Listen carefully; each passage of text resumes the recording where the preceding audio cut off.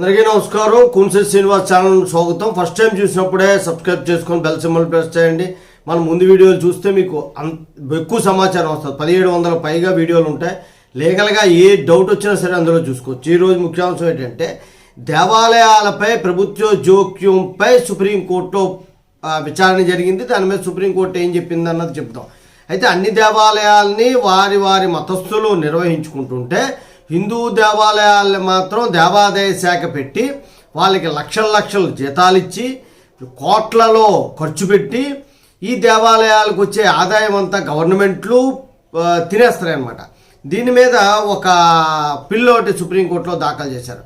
దేశవ్యాప్తంగా ఉన్నటువంటి దేవాలయాలపై ప్రభుత్వం జోక్యం అవసరం లేదు అనేటువంటి కాన్సెప్ట్ తీసుకొని ఒక పిల్ దాఖలు చేయడం జరిగింది. అందులో ప్రధానంగా ఏపీ, తమిళనాడు, పాండిచేరి ఇలాగ 5 రాష్ట్రాలని చేర్చడం జరిగింది. ఇది 13 సంవత్సరాల నుండి పెండింగ్లో ఉంది. 13 సంవత్సరాల నుండి పెండింగ్ ఉంటే ఇప్పుడు గవాయి నేతృత్వంలో ధర్మాసనం దీన్ని విచారణ జరిపి రాష్ట్ర ప్రభుత్వాలు అక్కడ ఉన్నటువంటి సాంప్రదాయాలకి అక్కడ ఉన్న అవసరాలు బట్టి చట్టాలు చేసుకుంటూ వెళ్ళిపోతారు. దేవాదాయ శాఖలు అనేటువంటి పెట్టుకుంటున్నారు కాబట్టి హైకోర్టులను ఆశ్రయించండి అని చెప్పింది. అయితే దేవాదాయ శాఖ మీద పార్లమెంట్లో సరైనటువంటి చట్టం జరిగితే చేసి దేవాదాయ శాఖలను పూర్తిగా నిషేధిస్తున్నామంటే పోద్ది. లా ప్రకారం అయితే హైకోర్టును ఆశ్రయించాలి తప్ప సుప్రీంకోర్టును ఆశ్రయించే అవసరం లేదు అని చెప్పి సుప్రీంకోర్టు చెప్పింది. ఇప్పుడు 2012లో దయానంద